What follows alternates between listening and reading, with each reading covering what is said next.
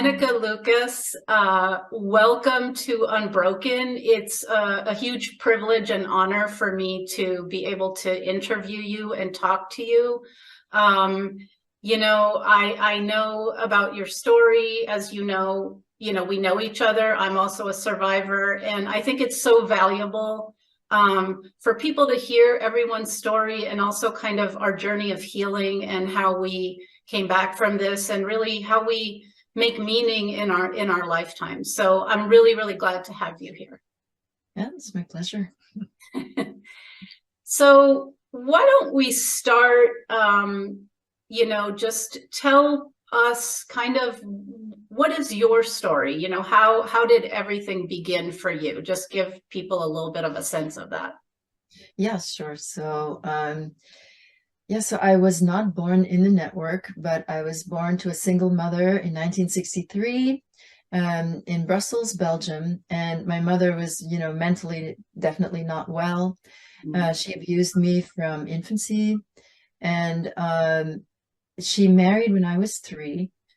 So we moved away from the Brussels area where she was and working as well. And during the time that she had me by herself, even though she was abusing me, I should say that I also had a loving caretaker who was like my real mother.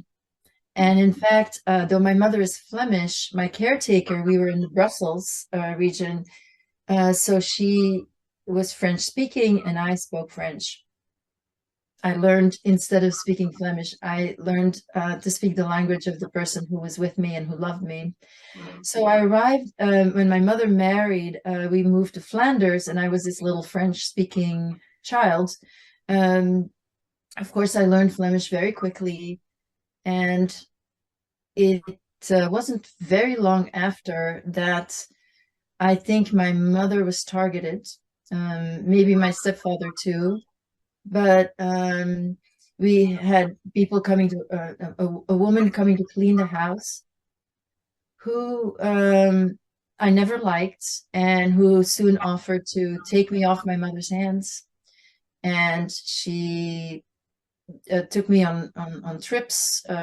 She and her husband, they took me on little day outings. There were always a lot of other children there. They were from Holland. So they would say these were their nieces and nephews, but really those children were sometimes Dutch, sometimes there was a revolving, literally, always different children, very many, and no one, I didn't think to ask questions. Obviously, they were related, supposedly, and about, when I was just about turning 6, so I was 5, and they took me for a long weekend. I was raped by the husband, and it seems to me in my memory, it's that same weekend they took me to the first, what was an orgy. It was an orgy in a castle. So they both came, and there were some other girls there. And so that's how the abuse began. It was extreme. It was completely extreme right from the start, including the threats to not say anything were extremely graphic and horrendous. And then I don't really know exactly how this happened, but not long after this, my mother took over.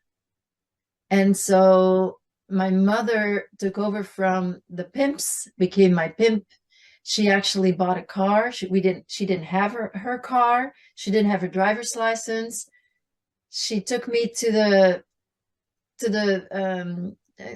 what was the Mary, the town hall, to get her driver's license. Kind of proud that she could get it, and it took me with her to show. And then she started driving me herself not long after. And so she would drive me to whatever events that would entail. It would be either, with one person, and when she kept me home from school, or maybe it would be a whole weekend, or maybe it would be sometimes, usually it was overnight, and she would drop me kind of late-ish, and then would pick me up at dawn. That was the idea, that at dawn she would be there to pick me back up.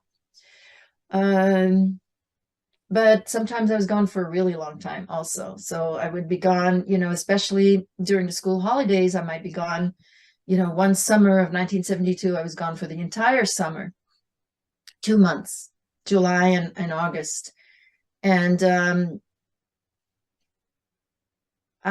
the network, it was mostly consisting of politicians, and the big boss was a Belgian politician, was Paul van den Boenans. He was then the Minister of National Defense, but he was also Prime Minister twice in Belgium.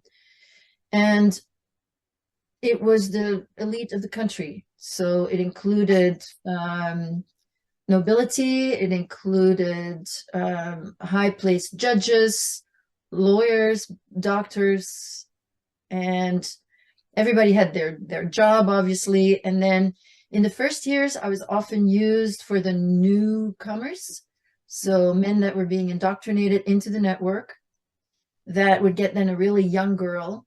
And then, of course, they would be blackmailed. That would be taped, and they would be blackmailed with that material. And then at age 9, I was actually given, I was an expendable child. That was clear. And I'd also been in situations where, yeah, it was just that I survived by accident, I would say. It was really not any rhyme or reason to the insanity of the nobility who killed children that were doing that to me and other children. And so I just accidentally survived a few of those events.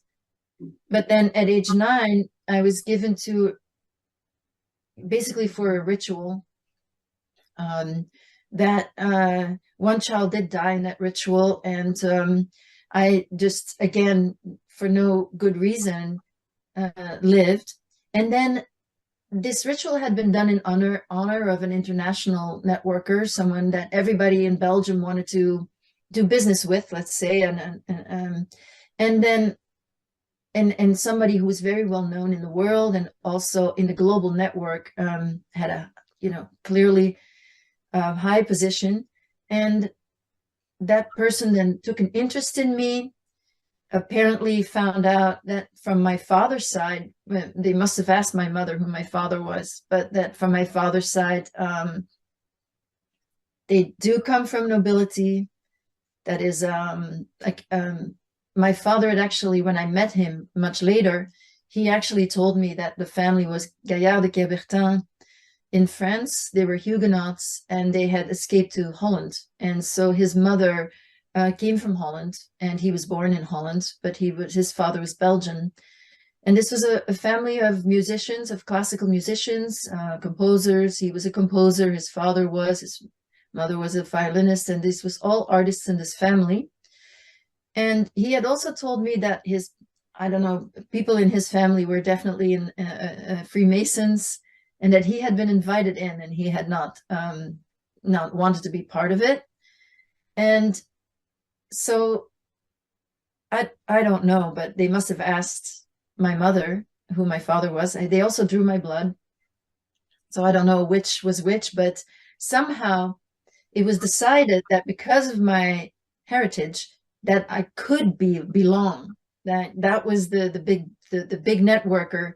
I was all excited because he'd taken an interest in me, but first he had to make sure that I was able to belong. And so they found out, yes, I could belong. And then he talked a lot about me belonging, and he started this intensive training.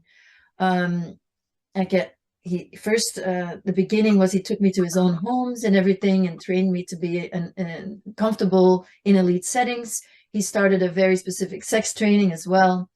And then he took me to on his sailing yacht to an island and stayed overnight there with someone else that I've recognized later from one of those very big families. And it was clear that these two men together decided, well, I think that my owner already had an idea of what he wanted to do, but it was also clear he needed to get permission from this person, from this other family. And they discussed it. And so I was going to be used for the pedophile agenda, to further the pedophile agenda as a singer in France. So honoring my family lineage, I guess, but then as a pop singer, sexy. And so as a sexy singer, promoting pedophilia and promoting sexualization of everything. And they did talk about that agenda in my presence. And of course, I did understand English a little bit. I've always been good with languages. And although my owner generally spoke French to me. And I was then sent to mind control training in Germany. I was also sent to some strange training in what was probably France, but it was a basement, a large basement where, so in the mind control, that was torture-based training. And so there were the classic alpha, beta, delta trainings there that were extreme and also very effective, I noticed. Because even though it was horrific, I just noticed myself change. So, for example, after that mind control training, before the mind control training, so from 6 to 9, I was in the network as an expendable child. And I kind of always knew that what these men were doing was wrong. I always knew that it was, well, I didn't have a word for rape, but I knew that what they were doing wasn't not okay. Now, I have to say that after my mind control training, which did not involve rape, I didn't see that anymore. Wow. So there was just, my conscience, let's say, was very influenced by the mind control training. And, of course, it goes to such deep levels of, instinctually doing things and basically getting you into that fight-flight state and then acting from that state. So it does, unlock your special powers, everything having to do with pure survival. And after that, there was this time when I spent, again, several weeks in a basement, but with an entourage. And this entourage, they were always positively affirming whatever it was. I was very beautiful. I was getting facial massages. I was getting, my hair done. I mean, not done, but it was because I was always supposed to, my look was going to be the natural look, just getting out of bed look. That was going to be my look. So I was naturally beautiful. And so there was a voice coach there was a photographer, and I was naked the entire time. And I was naked because I was meant to be used to being naked, first of all, but also I was also supposed to be used to having my body worshipped as an object of worship. And so again, at first it was a little weird to be naked, but then I did get used to it. And then the idea around that was that they worshiped me. So even though the photographer was taking naked pictures, it didn't feel seedy because he was also in that worshiping mode and, basically creating sensual material, obviously. But it felt like it felt as if that was all very, very positive. For me, it was a very big change to be treated nicely versus the way I was treated before. So actually, that was my buy-in in a big way. And at the end of that year, it really was the week before April 30th, 1972, that I met this, networker, this international networker, that he took an interest in me. And the following year was going to be my induction into the cult, and then I was going to be part of them. And so the whole week leading up to April 30, there were lots of, let's say, festivities. I was servicing men the whole time. I was trained I was given this platform, and I was going to be famous so that I could be a better spy for him.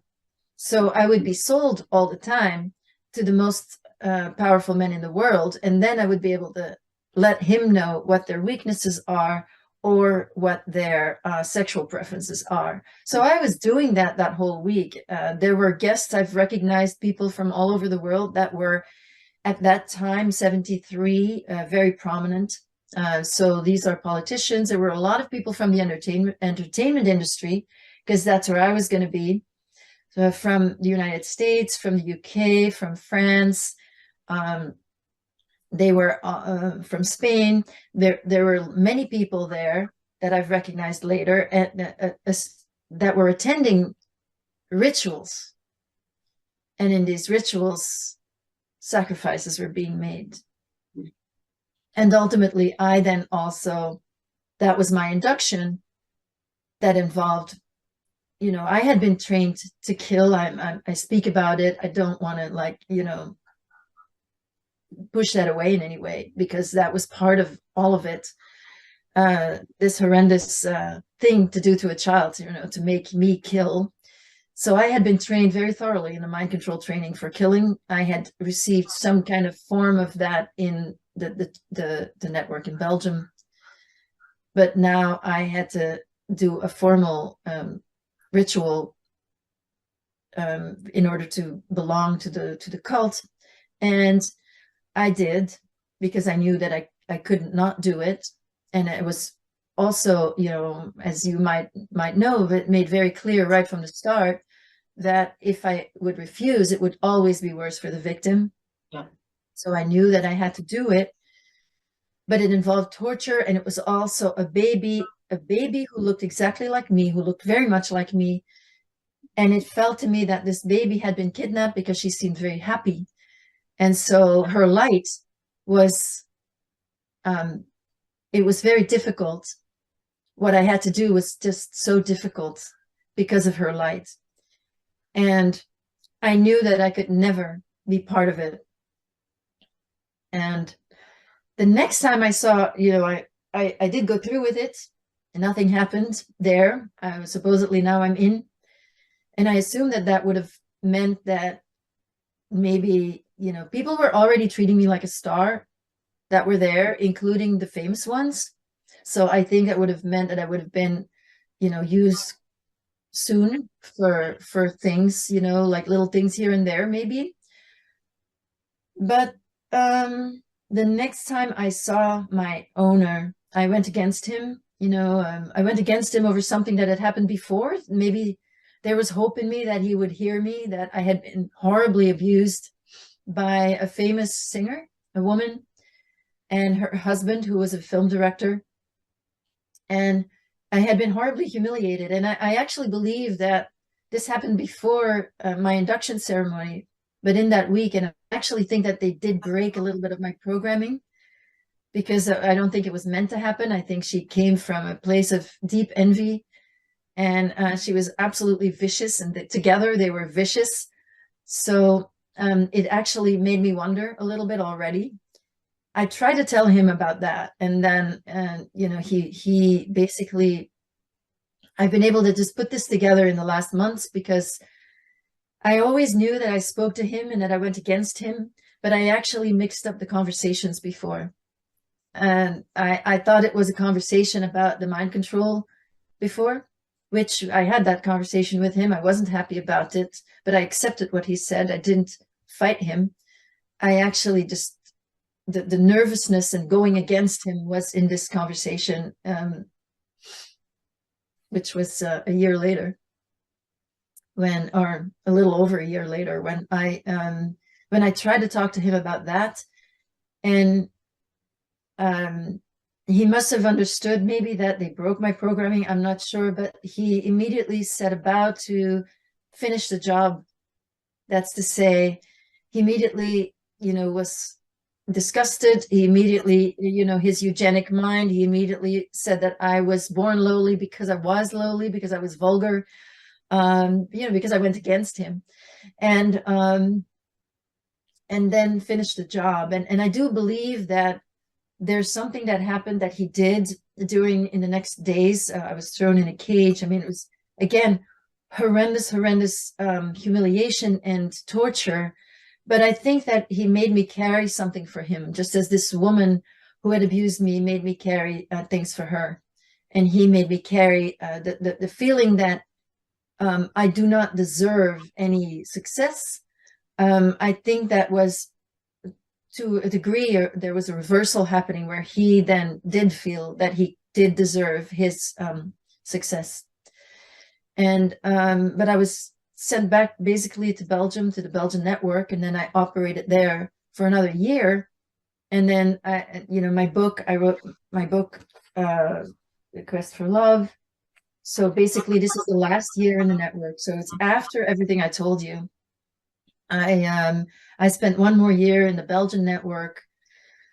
I was singled out by a gangster who I think part of his infatuation with me had to do with knowing who this famous owner was, which the Belgians didn't know what had happened. They just kept using me for the VIP guests there. And then eventually it would have led to my demise. I was going to be killed, and then he stepped in and he made a deal for my life. This gangster at the time, 21 or 22, made a deal for my life, and then he got me out. And then I was 11 and I was out. Wow. So there's so much that you've talked about, and obviously, in a lot of it, I'm hearing my own story. Particularly that, and I think this is something important for people to know, that they do train children.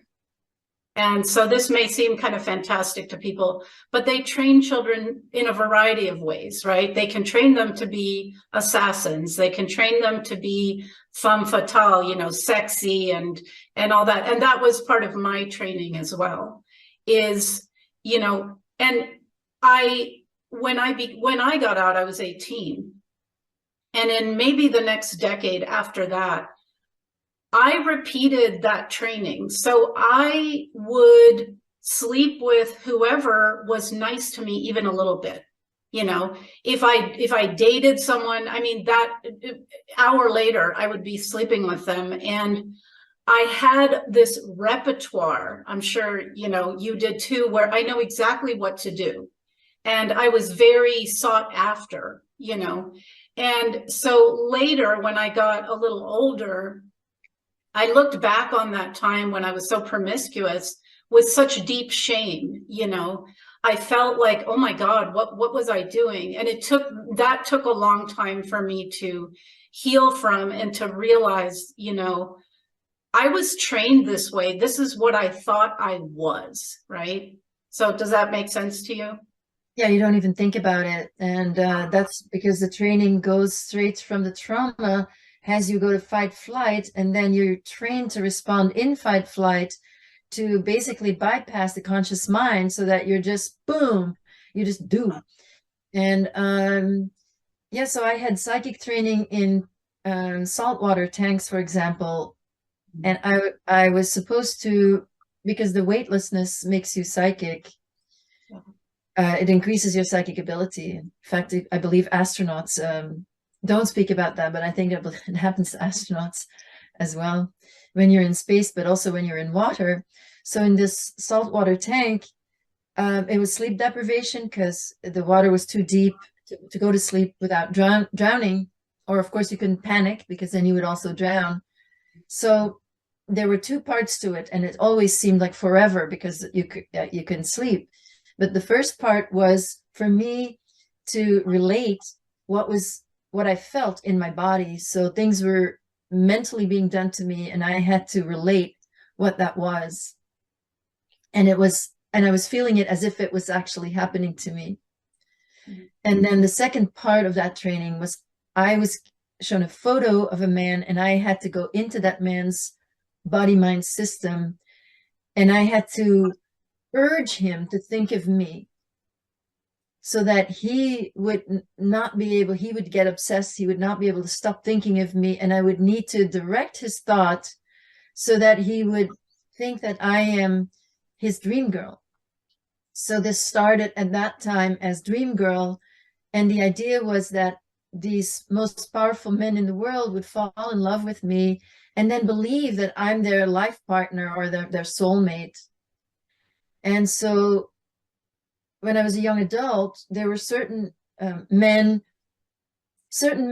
were drawn clearly for the sex because they think that this is very simple veneer of sexualization, which, any girl, sometimes boy, that is sexually abused has that, we've, put puts that out. And so there is an objectification and then a self-objectification that immediately attracts men. And then not being able to say no, for sure. Sometimes I could say no, but it depended on what was triggered. And of course, in the beginning, unconsciously, so much would be triggered. But it also, I found it incredible that certain men, they would think that I was their life partner, and I didn't think so. So it happened quite often that they thought I was their life partner. So to then,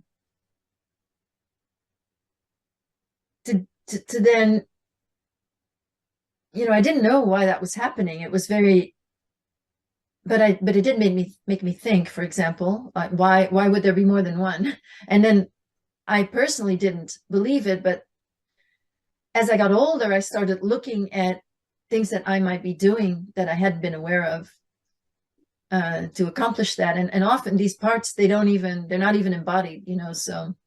Yeah. But then the woman who had abused me actually affected me very deeply, because they did break my programming that there's this man, but he's with his wife, and he puts his wife up as the one who's deserving and beautiful, and I'm being humiliated.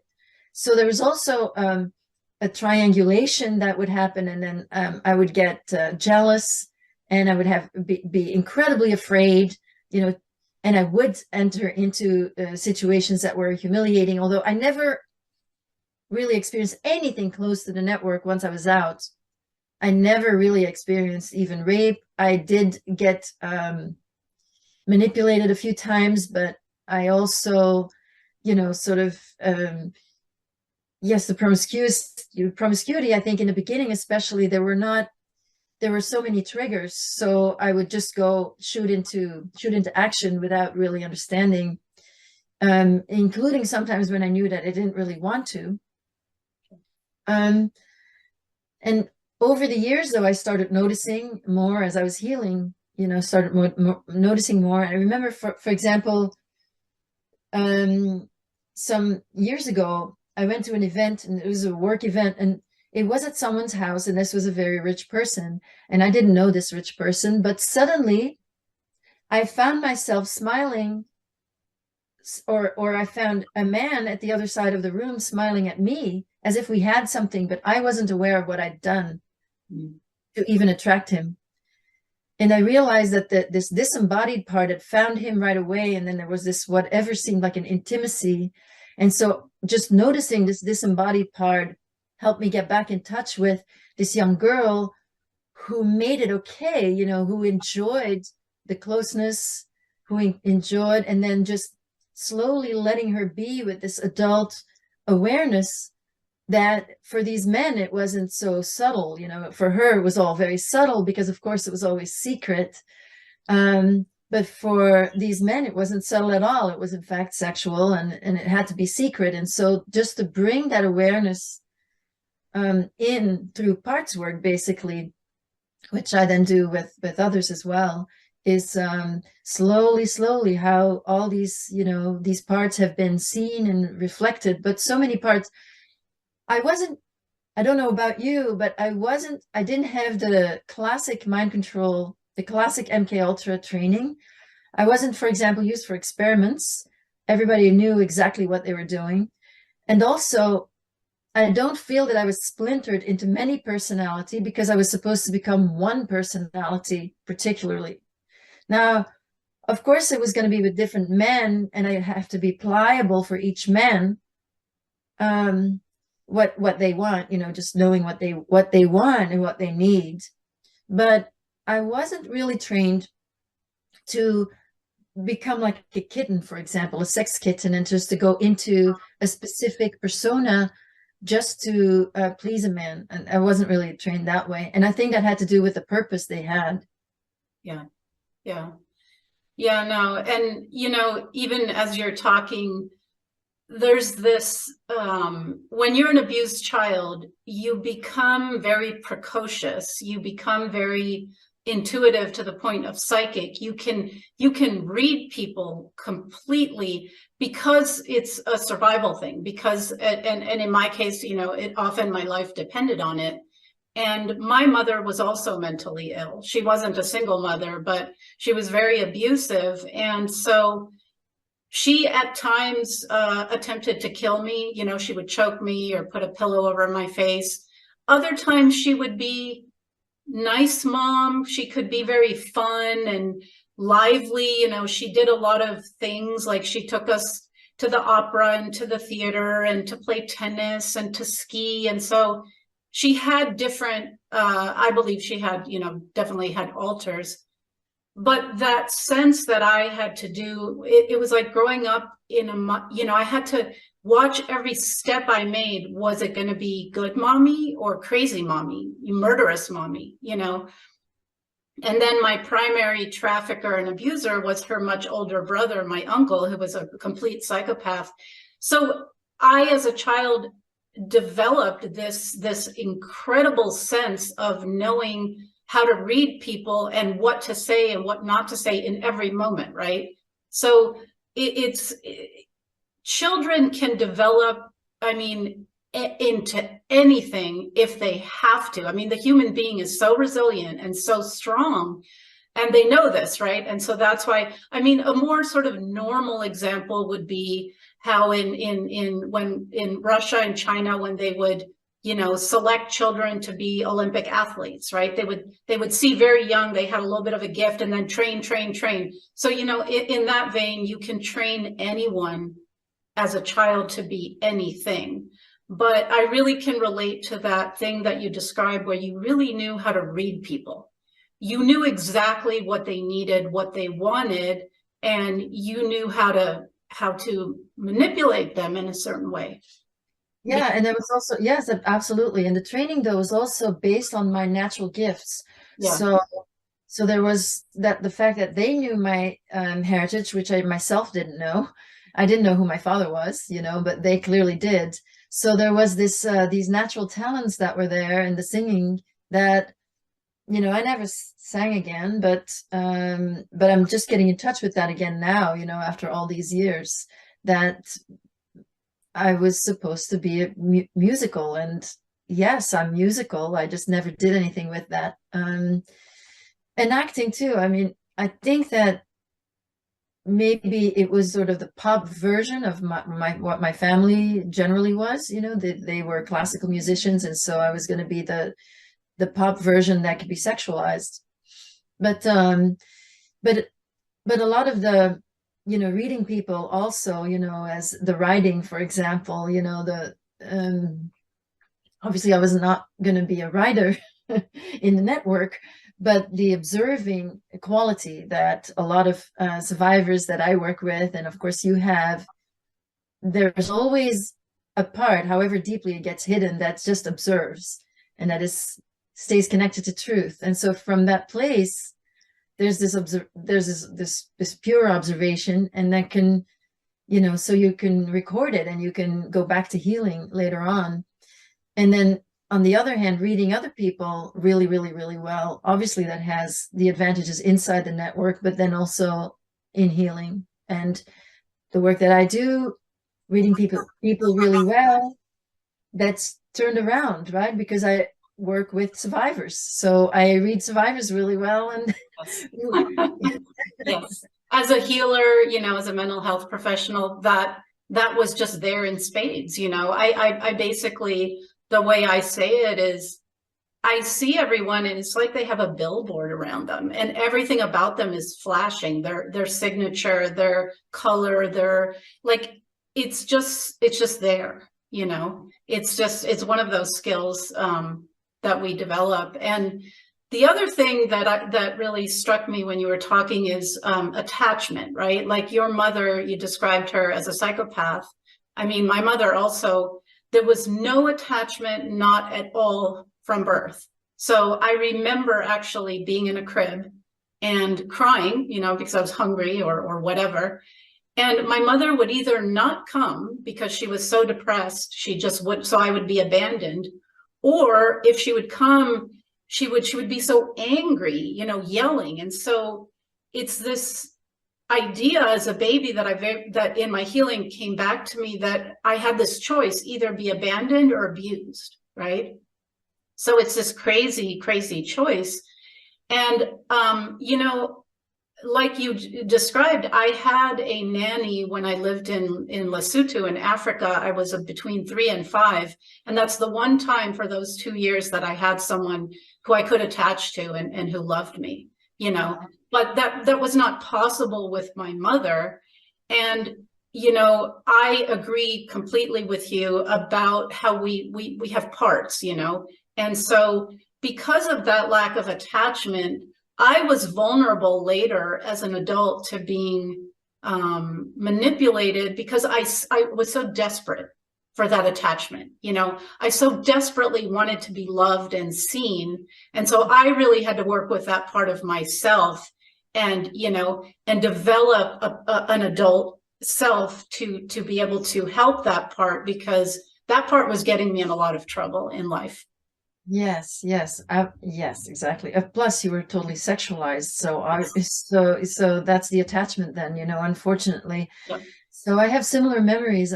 In fact, I had also a memory of abuse, where it was my mother's anger that was ruling, and the abandonment. I had sort of these floating memories as an infant, being left to lie in my filth, let's say, because I wasn't being changed. And my mother was in the space, or she lived in a little studio, so she must have been there but yet not coming. And I remember sort of the sound of my cries becoming ugly because she couldn't stand it, so her projection taking her projection.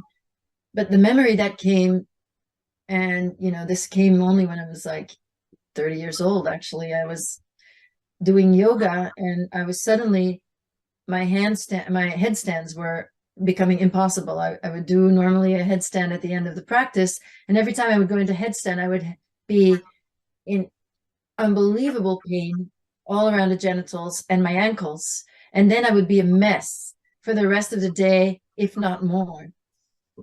Yeah. And it would be so distraught afterwards, and so it took months, but ultimately it was this memory that when my mother did come, she would grab me by the ankles, angrily, and lift me up so I would hang upside down. And then to clean me, supposedly, she was so brutal that she actually inserted her fingers in my genitals and hurt me really badly. But even in that, because it was sexual also, because she sort of, because she was inserting her finger, there was also an arousal. And there was this attaching to the arousal as good, because that was the only thing that was like, I'm feeling that's the one good thing, so she loves me. So the attachment connected to arousal from infancy. And then, of course, in a way, my mother made things easy, because I never remember any tenderness. Yeah. She was envious, I think, really from birth, because she never got the love, clearly. And her mother died also very young, and not to, that her life was enviable in any way. There was a lot was around the Second World War and everything. But then in the network, I actually felt more seen than by my mother. Yeah. With my mother, it was pure projection. I just had, it was just one, like you said, either abused or abandoned. So for me, a little older, for my mother, if I was good, I had to also be bland, ugly, and not very bright. Then I was good. And then I had to also be her little helper, and of course just sort of exist for her. Then I was good. And then becoming bad, that was on her terms, of course. It was anything that I did. Sometimes I might have, rebelled a little bit, but that would certainly make me bad. But then usually it was just in her own head how it became bad, and then I was evil and powerful. Yeah. And then I belonged with the killers that she was then sending me to. Yep. And I then mean, in the network, things were seen. yeah. In the network, I was seen as beautiful for sure, or if not that, maybe smart. And so things were being reflected that needed reflecting at that age for me to even know who I am. So I was attached, I was very attached to my mother, but I was also very attached and maybe more to the perpetrators in the network. Yeah, no, that makes perfect sense to me. The one of the things that the rulers of the world know is psychology. They know about attachment and they know how significant that is. So they use that.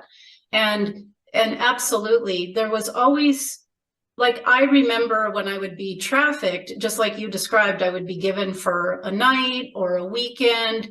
Sometimes it would feel like forever.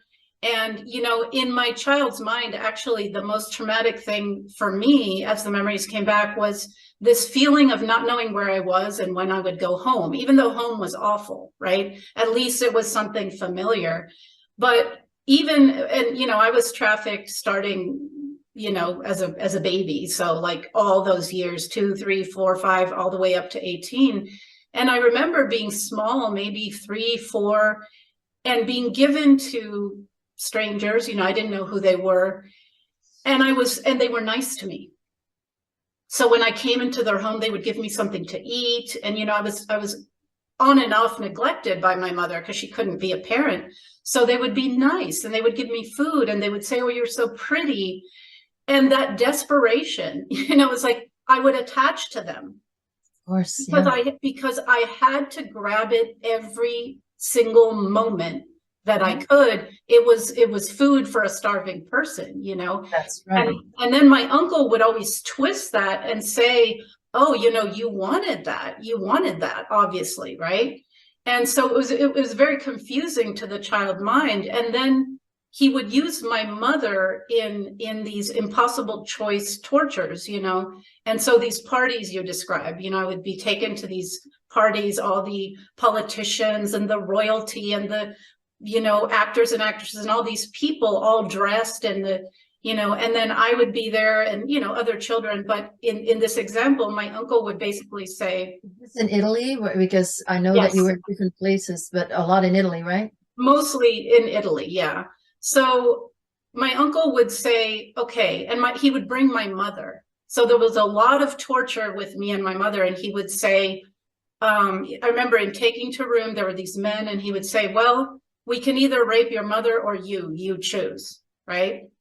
And what he figured out very early on is that what hurt me the most was hurting other people. Like I could take it from me, but it destroyed me to watch somebody else I be think that's most children with a heart. That's exactly what yeah, they play on. yeah. Yeah. So I would then say me, because my mother would already be gone. Her eyes would be dead. And I took care of her. I was her mother. I basically frantically tried to keep that woman alive and as sane as I could. And then he would twist that and say, "Oh, you asked for it, you chose it." And so it's this, I mean, it's such an evil, right, manipulation of that. Yeah, because there's the attachment, and then there's how you get to feel good, and then that gets once again twisted by your uncle. I mean, I have heard things, about your uncle, which were really beyond comprehension in for most people, I'm sure, because he was so incredibly sadistic.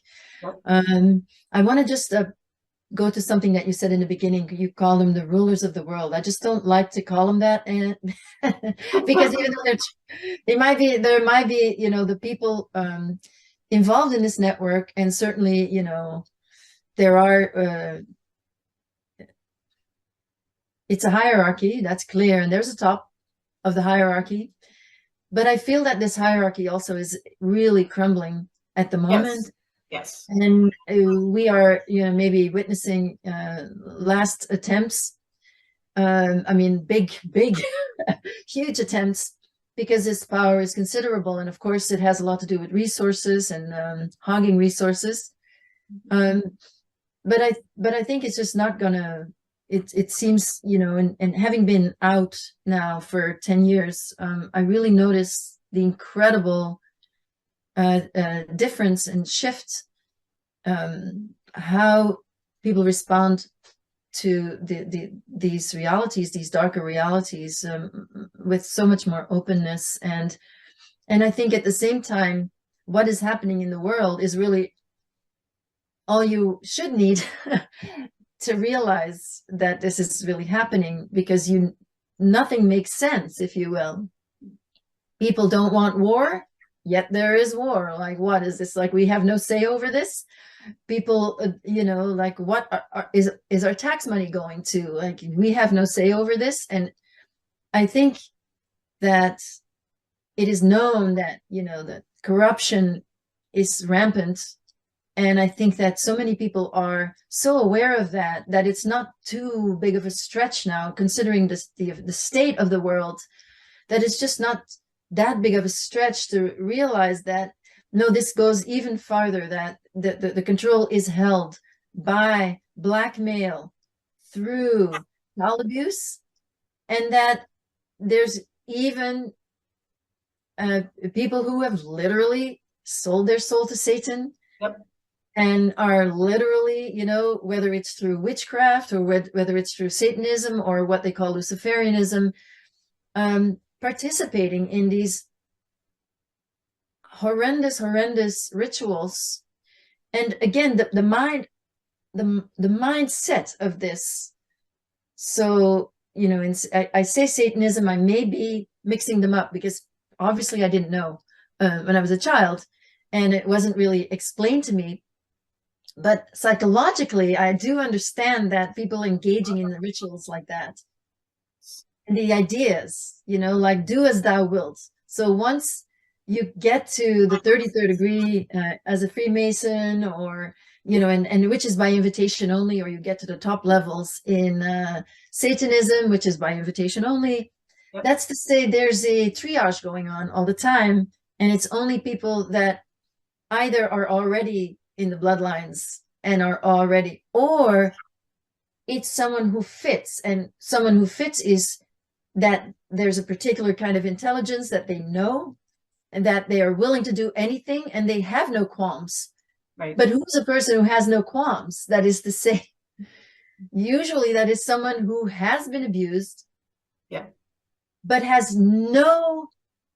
will not go to healing. So will rather do anything except look at themselves. And those are the people that do anything, and then they reach levels of repetition. Because we were talking a little bit, when we were young adults, we were repeating. And I think it's safe to say that both of us were repeating pretty much from the point of view, or from the role of the victim. Yeah. Not from the role of the perpetrator. Now, when you become become part of this perpetrator club, which obviously they try to make me part of it, and then that's what I was going to have to be doing. Once you're part of that, the idea of freedom is offered to those people, because it's do as thou wilt. But why should do as thou wilt mean debauchery? Right. Because it goes to, as we know, it goes to bestiality, and it goes to the worst possible imaginable things that healthy people can never begin to imagine. Right. And it goes there because all of these things are repetitions from, if you've been made to feel powerless as an infant, and of course I was at least exploited that way, that powerlessness is then used to train you to kill, or to train you to be an abuser, because that's how you get to feel powerful. That's the channel that is offered in the network. So the whole belief system that what is natural is that we are only animals, and that we are not spiritual beings. That belief system, that then as animals we're going to act like animals, which, like, no animal acts that way. Exactly. But humans then go and descend into debauchery while getting away with it. And the debauchery, I've always felt that every person there was escaping their own trauma, Yes. And it's either literally or symbolically repeating trauma that had been done to them from the perspective of the abuser, that now they got to feel the power. So obviously they weren't physically killed as children when they're going to physically kill a child, but they were emotionally killed. Yeah. The child inside of them was emotionally killed every Their time. innocence was killed, right? Well, all of our innocence was sort of like stolen right from the start, but it goes much farther, because I think every child that holds on to some hope that it will be seen, when that hope dies, there's a death inside. And obviously you and I, we had a lot of little deaths inside also, but we never chose to go that route. Right. So not as adults. And that's why we were more on the victim side. We were like, maybe I was an underdog for most of my life, because I needed to relate to the victims, because I was afraid of my power because of what I saw. Exactly. But there is no empowerment at all. It's all running away from trauma. So when people start to talk about Satanism, and we start about, I've learned something of it, and also working with other survivors, I really am learning, because then I speak to survivors in like states where they're really linked to their perpetrators, and I hear very much what these perpetrators are really believing, because it is religious. Ultimately, Satanism is religious. They want everybody to be, they want everyone to not believe in God, right? Because that's more convenient then for them. But they're religious, and they feel a oneness with a greater thing when they're in these rituals, Yeah. which is they get high, in that sense. So it all goes back to this insanity that is so well hidden, and all the resources that are stolen from us are really used to hide that insanity, which means the freedom that those people are seeking at the top is the flight from their own trauma. Because if we all saw how emotionally immature they really were, yes, we would all just like stop. Yes, immediately. I think I thank you for saying that. I think that's absolutely true. And in a sense, I have always felt like, even as a child, like there was, like with my uncle, he was totally obsessed with me. And it was because I had this light in me. They want to steal that. They harvest even our life force energy. Children are so precious. They're just God in a small body. They're light. They're vulnerable in a beautiful way. They're full of potential. And they want to steal that. That was my feeling, that my uncle was, he had turned that part of himself off. I was in the Vatican, so I did see satanic rituals, and I did see them taking this Satan demonic entities into their body, basically trading their soul for this power. But when you do that, you cut off that source, that that God soul, whatever you want to call it, that light that inhabits you and that you're connected to all the time. They're disconnected, right? So they're psychopaths. They cannot feel that connection. So my feeling as a child was like, they're trying to steal that out of me. They're trying to take that, right, from me. And so yes, it's ultimately that. It's and I'm sorry, I just want to, just because you said so much, this is like really great stuff. And so hold that thought. When yes, of course, it's really all about that in a way. This is why I do understand psychopaths, and I feel for them. I would not ever want to trade places with the wealthiest person on earth, never, because I feel that psychopaths in a way are doomed, because when you have no access, and I believe that, as I said earlier, that it happens early in life, that in the beginning of life, there is no reflection of that light, that their innocence. Actually, I haven't said this earlier, but in my experience, psychopaths like my mother, there's no reflection. We as human beings, we need to have a reflection of ourself as human, which when we come into the world is that light that we are, that just shines right through that little helpless body. So when that light, that innocence is not recognized, is not seen, because the parents or whomever is there is too deadened and projects from the start onto that baby, and that light is not recognized, I don't believe in the first years, if it's never seen in the first years, I think it is at the very least extremely difficult for anyone who has not had this reflection in the first years to ever get in touch with it. And that means that you are doomed to be pushed outside of yourself. It's like you have no access to who you are. You have no access to yourself. The whole pushing away of the spiritual aspect of the self, which is one of three. We are in a body, yes. We are, we have a mind, we have feelings, yes.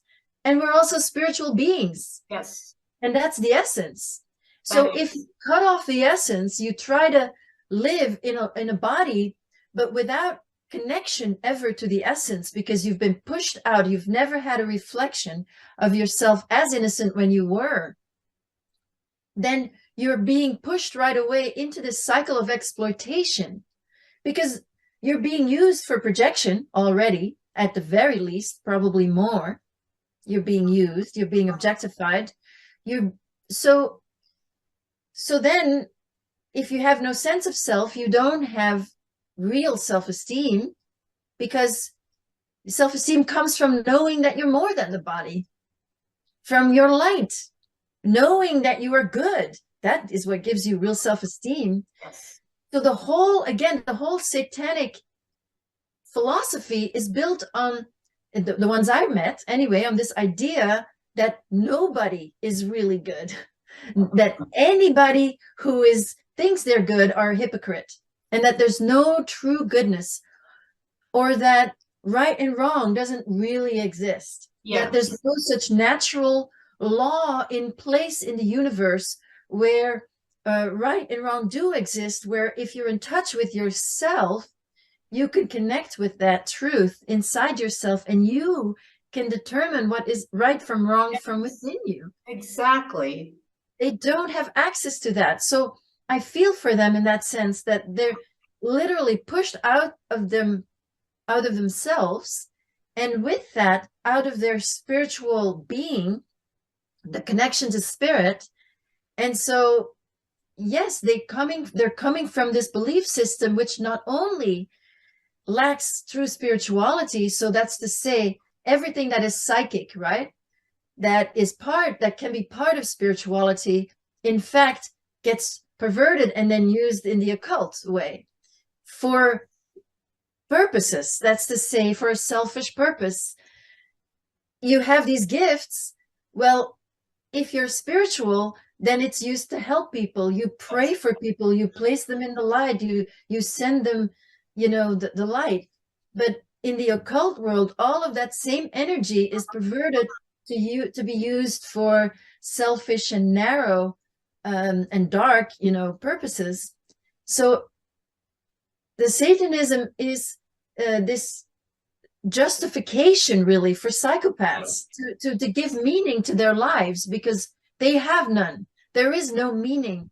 There is nothing. There is no emotional growth possible from birth. And all of that is covered over with all the lies that we're being fed, all day long, and also the lies that we were being fed, and that we were, and that they have to also believe themselves. Yeah. The lies that they are better than they are. Yeah. And that's why there's never enough power for them, never enough fame, never enough money, because they're empty. And they're always trying to fill it in this material existence that they only know because they're severed. And that's where, like, I don't see them as powerful. I see them as pathetic because of that, right? And when I was a child, I came in with memory that I had come from somewhere, that I had incarnated here. And I remember being about 2 or so and thinking, oh my God, what is this place? Like, whoa, it was so dark and so dense. But I had that connection, and the connection can wear any kind of avatar that you will. And so for me, it was Jesus. That was my person, right? And so even as a baby, when my mother, I'm sorry to interrupt, but there's yeah, a lot of survivors who've had personal experiences with the figure of Jesus. So because Satanism is also so focused on fighting everything that Jesus was about, yes, and everything what is the Christ consciousness, I would call. yes, yes, I've had personal experiences in the darkest moments also with the Christ consciousness, which was different from Yogananda, which was a different conscious, but both that Christ consciousness is in both. yes. And I think that actually that Christ consciousness is, I think, there was this idea that Jesus Christ will come back. And I think that has occurred, but it wasn't just one person, it was a whole bunch of us, right? So I think that there's a whole bunch of people that incarnated here with that degree of consciousness. And then, I think they can identify who these people are. They have ways of seeing it too. And they're going to try and attack and turn that light off, right? And that's right. I do think, though, that is the goal. I just want to jump in again because I do believe that connecting to Christ consciousness would be the goal. I think all of us are here because we have work to do, and this is part of our work to become enlightened, absolutely. And to say, when we say becoming enlightened, that is to say that we don't have to compulsively reincarnate anymore, right, because we don't have to come back to this realm of duality where there's fear versus love, and everything has its dual, and the physical world held in place by the vibration of the opposite forces that are literally frozen in time and space, to create the illusion of the physical.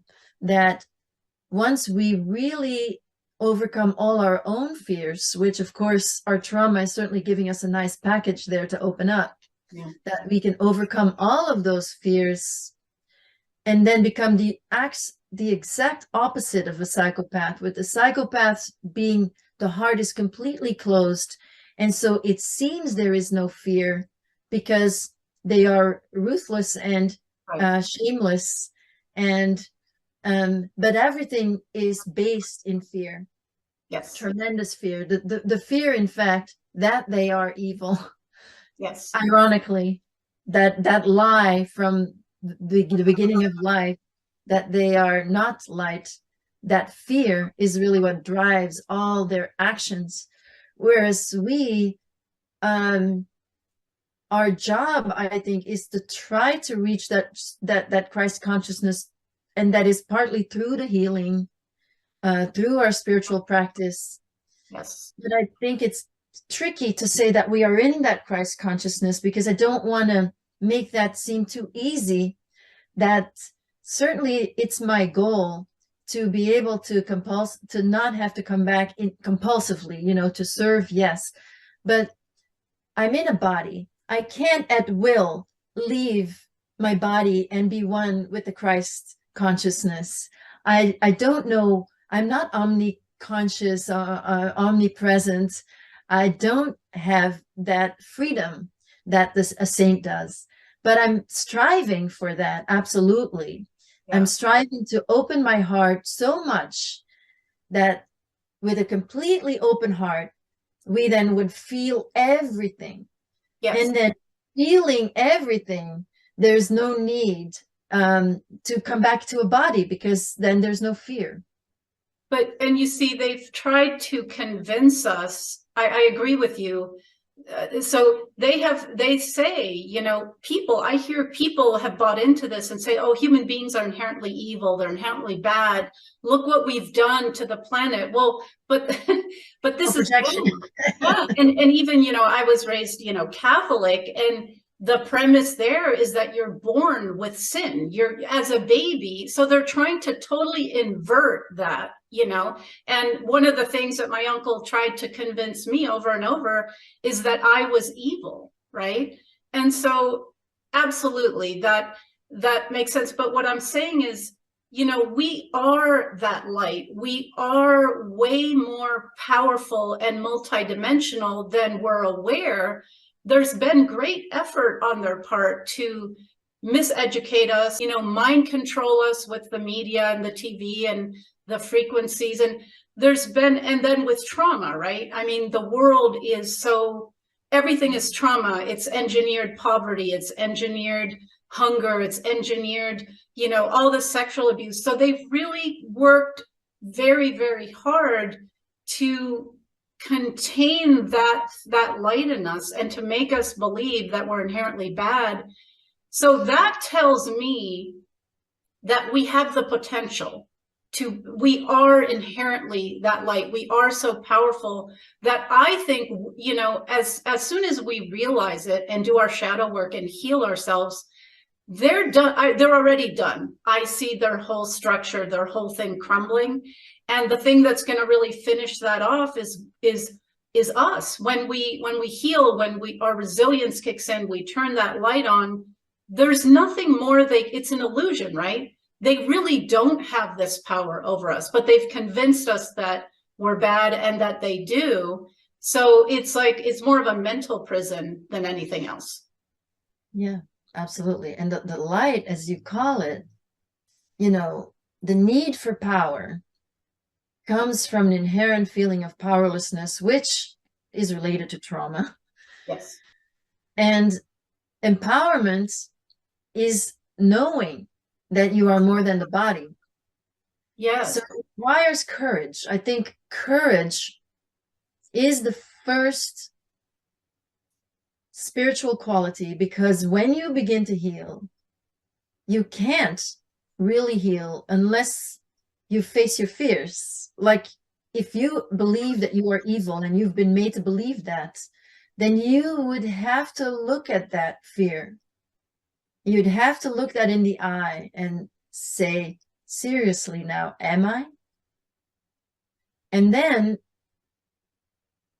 you have to, it would then take you back to the trauma where that false belief was instilled in you. And there could be, of course, very many, but let's say one.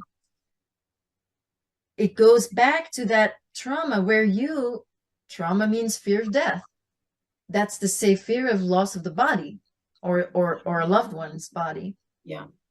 So you have to know already, you have to have faith that you will survive. Otherwise, you won't do it. If you're too afraid, that if you are going to really question the fact, am I evil? Am I not lovable? If you're going to really question that belief in yourself, you do need faith in something greater than yourself to even let yourself go back to that, where that lie originated in you, because it's not human nature. We are divine beings. Yes. We're born light. So how did that light get attenuated? Well, because of the lies that we were told that created the fear that we are that. So we need to face that fear again. That's to say, we have to go and face death. We have to face that fear of death, that fear that I am evil. Looking it in the eye would take you back to the trauma that caused it. Then you can bring in the perspective of the loving adult, and heal that child that was stuck in that place where it believes that it is evil, or it believes that it is not lovable. So it's a little catch-22, because a psychopath would never believe that he's really more than that, cannot really, doesn't have the luxury in his own being to really face these fears, because there is no belief that there is anything greater than him. Right. Except if you believe Satan is greater than you, it's really all about the power, which is the perversion of the empowerment, which is the light. It's the opposite. So being in touch with the light and with your own power comes from knowing and trusting and having faith in something greater than yourself. And if everyone is atheistic, which is what the Satanists really want people to be, yes, right? They want everyone to be atheistic. So I was an atheist for a while, because my internal state of what had been done to me was pretty dark, obviously. And then it is hard to believe that there's anything greater than yourself. There's the old adage that people say, well, no God of love could ever allow these things, right? So I think we're the ones who are allowing it, and that God's love is there, and we are being invited to transcend the illusion, which is not a small feat. But the atheism, I think, again, psychologically, is a state of being that is an emotional, it comes from fear, again, that there is no more. I don't think this belief in the physical world is already crumbled. There is, we deep inside of us, there's all this pressure right now to just believe in the physical. And of course, in our case, that means no evidence, you're lying. So it's, yeah, there actually is, if you want to look there, you will find evidence. And people who want to look, in my book, I published pictures. I thought it was important to show the scars, at least on my limbs, that I received in the torture that I went through. And I also did research in Belgium, and I found a death record of a boy who was a victim in the network, who was 14, and I found his death record, and that death was recorded as an accident, which is exactly what the perpetrator, the man who killed him, said it was. He said it was an accident, but he went to kill him. So while that in a court of law might not be considered evidence, we are sort of the proof ourselves, the proof is in the pudding, that the transformation that we've been able to accomplish, with you talking about your young adulthood and the way I was, from very troubled people to us sitting here today, knowing full well that it would be so much easier if we just led our comfortable life. Yeah. And I'm going to turn the light on here.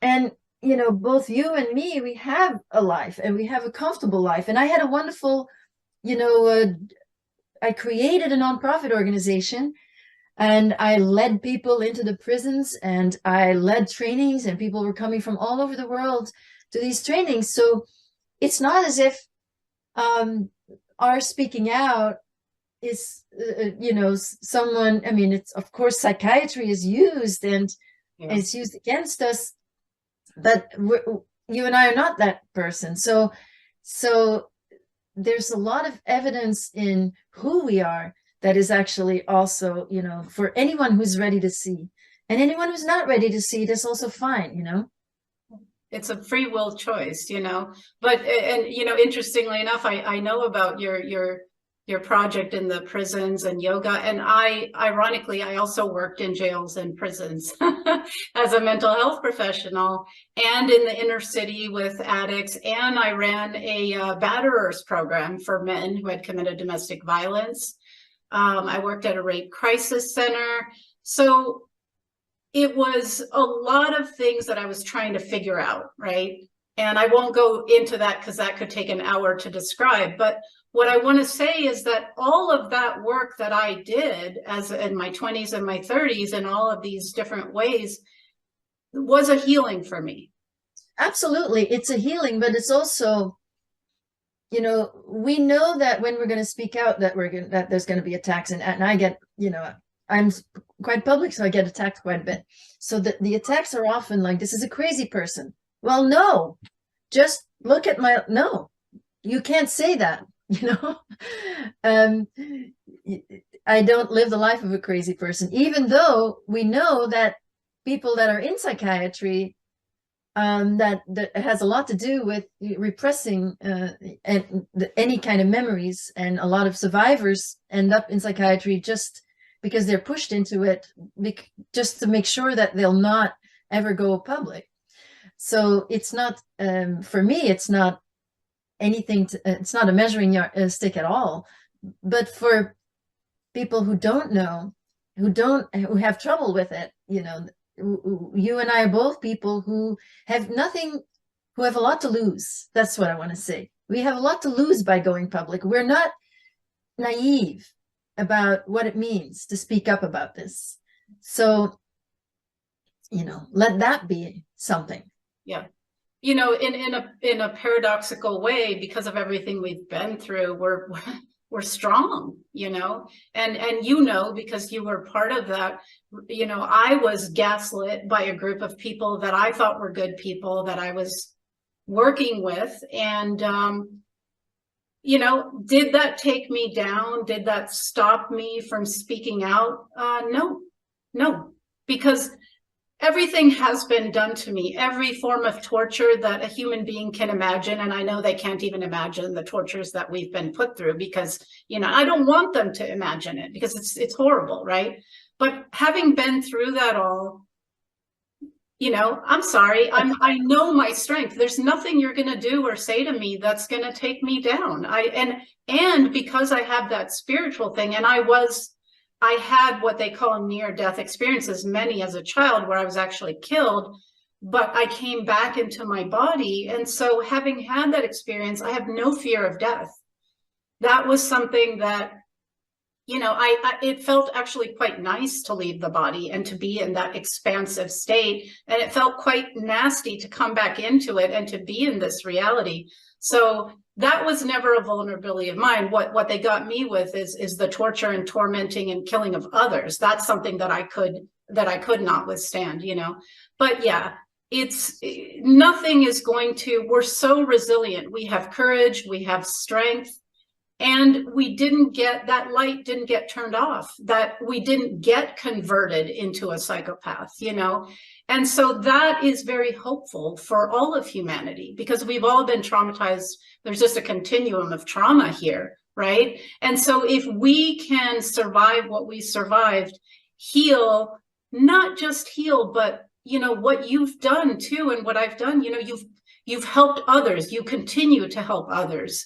You know, whether it's by telling your story, whether it's your counseling that you do, whether it's the yoga. And I mean, not only have we survived and healed ourselves, but we're giving back to the world.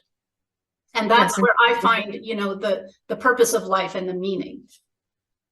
Yes, absolutely. Well, it's very pleasurable, isn't it, to serve? It is. And to finally, you know, because in my young adult life, you can imagine I didn't feel very useful. And of course, I was trained to be public, so that certainly helps. You know, again, thank you.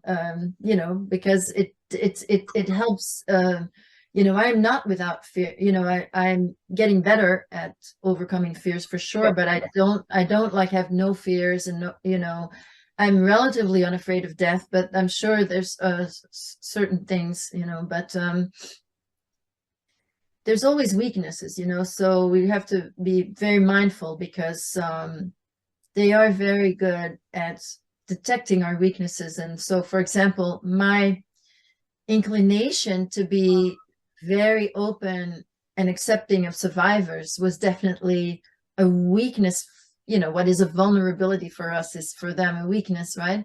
But Yeah. then that was definitely used.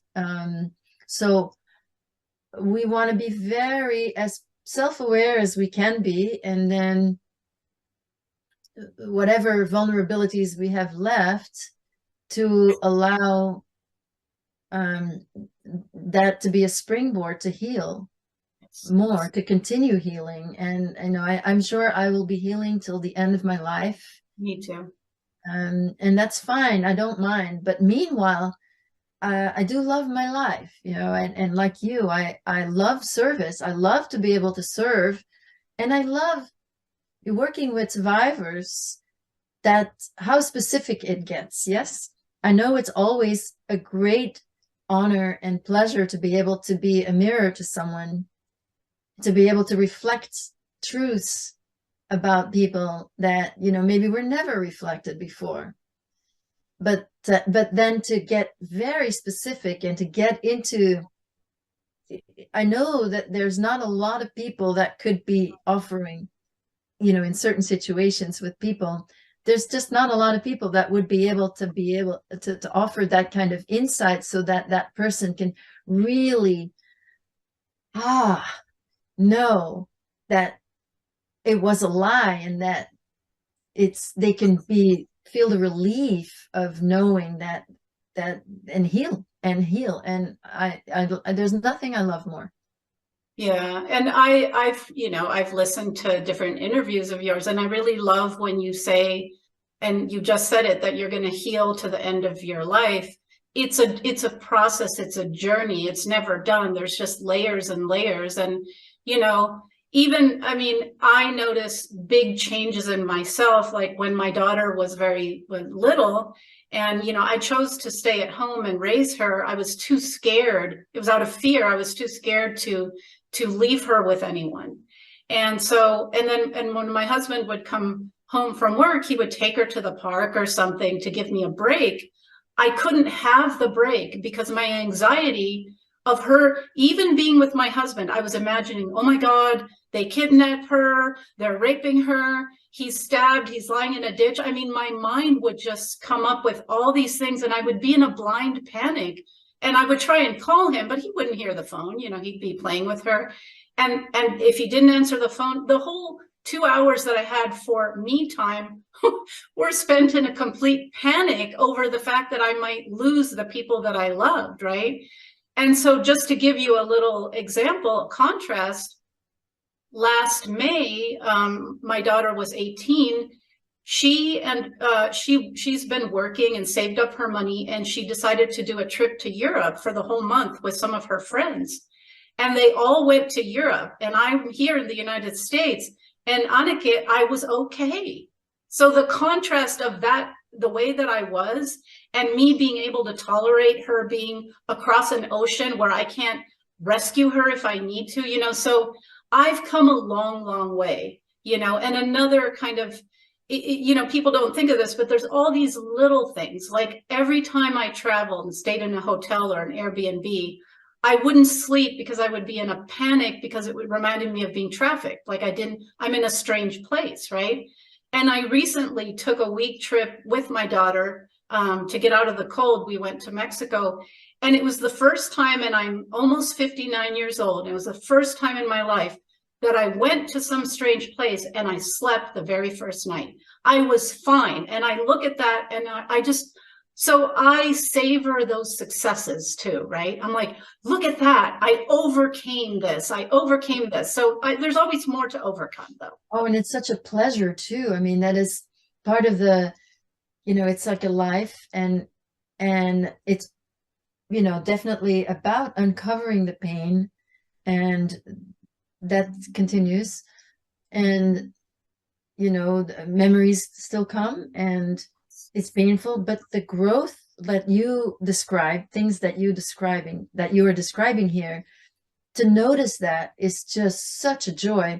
And it's not only in that you see how you respond differently or how you are differently, but it's also how people respond to you changes.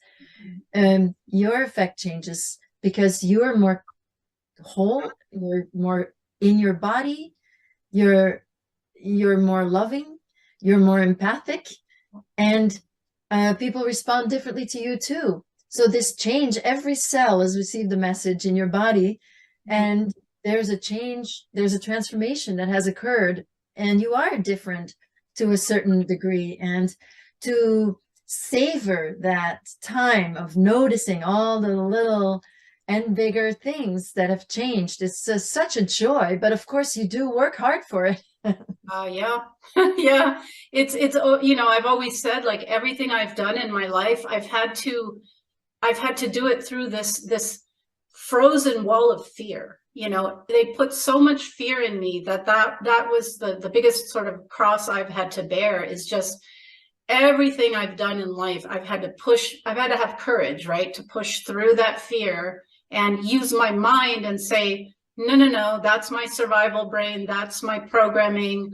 I'm going to do it anyway. You know, I'm going to take that step. And so, and I know you've overcome that too. And you were just saying you were an atheist for a while. So was I, because I had to reject that. Right. So kind of as we wrap up, I would love you to share for people, because this is the hope, you know, this is what I want people to take away, that you can come back from anything. So how did you recover that spiritual side of yourself, and how did you heal and come back to be the woman that you are today, you know, who I consider a hero? You know, how did you get yourself to where you are today? Big question. I know. Just give it, you know, what you can. Yeah. Well, I did have spiritual help in my childhood, which was then repressed with the other memories of, obviously, I would not have been able to live knowing what had happened. So I didn't remember anything. I also didn't remember the spiritual help. Yeah. And I was also raised Catholic, and you know, so I have nothing against Catholicism, frankly. I think every religion is based on the same essential truths, essential spiritual truths, that can survive. You know, it's just maybe that the dogma doesn't work anymore, and that we need to go to experience rather than going through a third party. Yes. A priest, in this case. But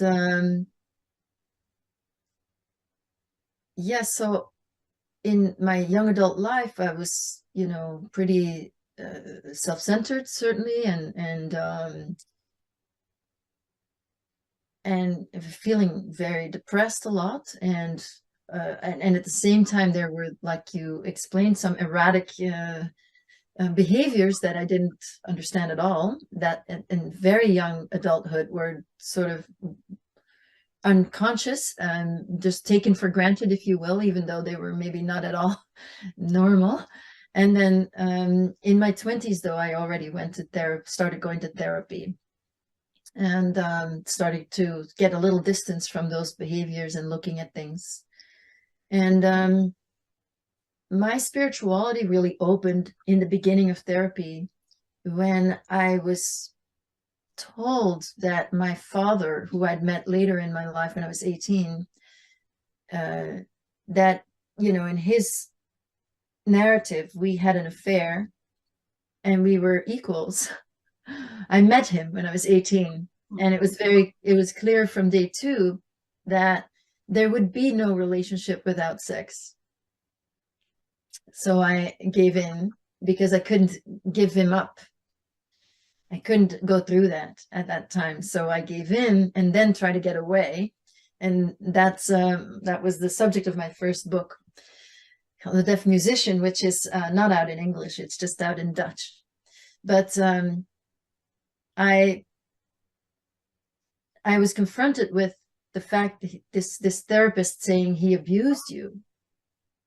And so I didn't want to believe that, but I started to, started to let it in, and then I started to cry. And then I think I cried for 3 weeks. Yeah. And while I cried, I noticed that I'm actually feeling quite relieved. And I feel like I've touched on something real for the first time. And then as I was crying, I was receiving insights. And I thought, wow, this is really interesting.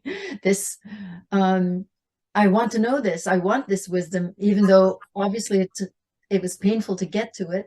I want that wisdom. And I also had a sense that I want this wisdom above all. And then I was in a situation where I was told that I have to commit because of the trauma. I couldn't really think to the future at all. Yeah. I couldn't, it was hard to sign a lease, frankly, because that was usually thinking 1 year into the future, and that was extremely frightful. So I thought I was living day to day. I wasn't aware that this was because of trauma, but I was being very loosey-goosey, or if that's the right term, with my with my therapy. And I was told I should make a commitment to the therapy. And I was given a quote by this mountain climber that is about providence, that when you make a commitment, then providence follows too. And all things happen that you would have never dreamed would happen to help you on your way, kind of thing. It's Murray. And of course, I'm paraphrasing that quote, but it touched me. And I got this image of standing before this enormous abyss. So this is in the 1980s, just beginning therapy. This image came to me. I'm standing in front of the Grand Canyon, basically, and I'm being asked to jump. And I'm being asked to trust that something's going to catch me. So the therapeutic process itself was the first higher power that I accepted with this commitment to this process, which was greater than myself. And that was really the first entry into, well, it's not just little me and this sort of this very narrow idea of what the world is like from that very narrow, traumatized worldview, vision. So the therapy and the process itself then determined my increased capacity for loving, and that then ultimately got me back to Yogananda, where I ran into at the Bodhi Tree bookstore in Los Angeles, where I was living at the time. I saw a large poster with his face, and I was struck because I had a near-death experience as well.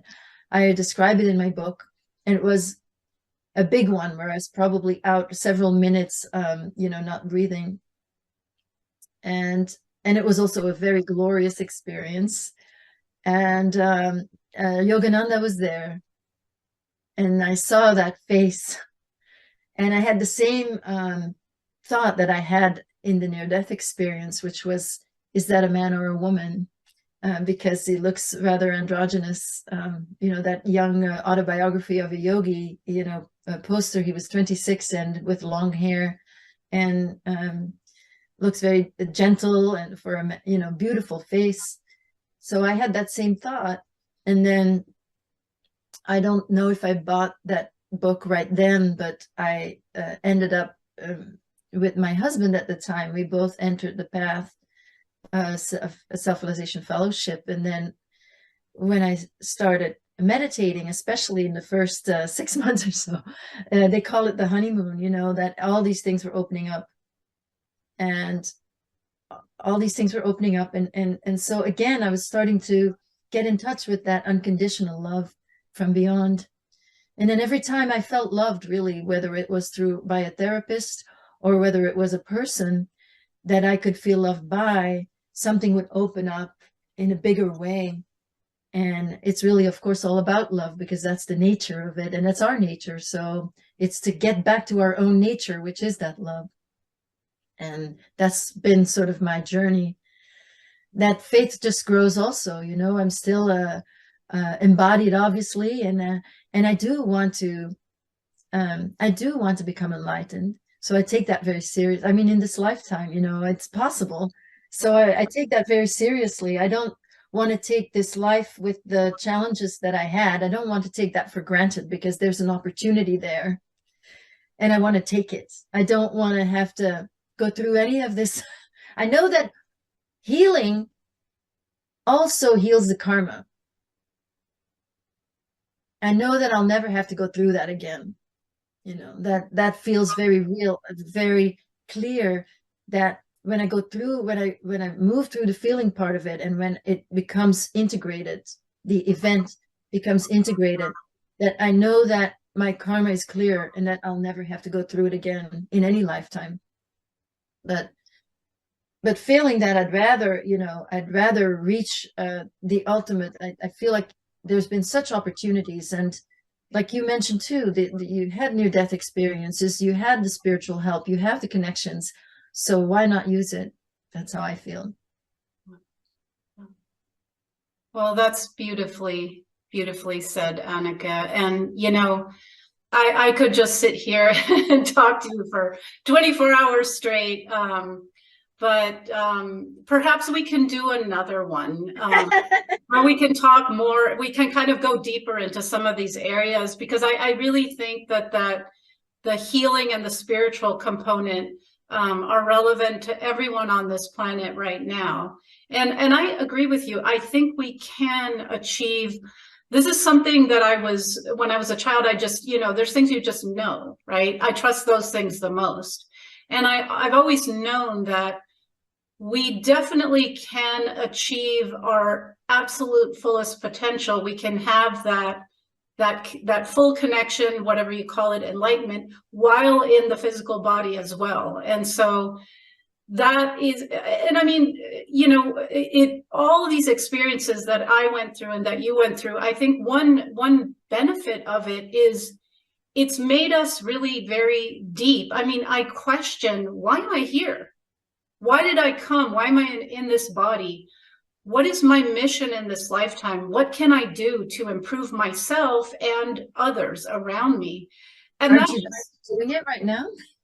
Yes, that's what I'm trying to do, by using this platform. I mean, it actually started a few years ago. I was angry at God, and I was saying, but people need to know the truth. It's just great frustration. And then I heard, well, then tell them. And I thought, what, me? I don't like to be Not me. Not me. All the satanic ritual abuse makes you never want to be in the spotlight, right? Or the center of anything. But then I got this humiliation too. What's that? Any humiliations also. Oh, yes. You're now I can be, taken down and humiliated. But what I kind of realized in that moment too is, we are, so I say this, that if God is an ocean, that we're each a drop. So we really are the same thing, but we're individualized. And how would God affect change? And this goes back to what you said. We allowed this to happen here, right? How does God affect change on a material planet? Well, through each of us. So how are we going to, if we're going to address this satanic elite, these psychopaths, everything that's been done, that's up to us. That's up to me. That's up to you. And that's up to every single person. That's why we're here. We're here to heal and to transform this whole thing. And that's the journey. It's really wonderful to hear you say that so strongly, because I remember a conversation that we had where I was saying, we're the key. Like, we survivors, we are the key. It's up to, because as I told you then, I feel that, people can know about the corruption and everything, and one thing after another can come out, but this pedophilia must be where people say, that's it, no more. Yes. And then, yes, it's even worse than that. And we can talk about that also, but we're giving firsthand testimony Yeah. And that's worth so much more than anyone's opinion. Yes. It's our experience. We're speaking from our own experience. We're not trying to talk about someone else's experience. Right. We're talking about our own experiences. That's why I feel that our voices are indeed so important. So it's really great. I'm sitting here, yeah, to hear you speak with such power about this. Well, thank you so much for this conversation. Thank you for speaking from your voice, and sharing your journey, your wisdom, your insights. This is how we're going to change this reality and end pedophilia, is by what you and I are doing. So thank you so much for being here today. Good pleasure.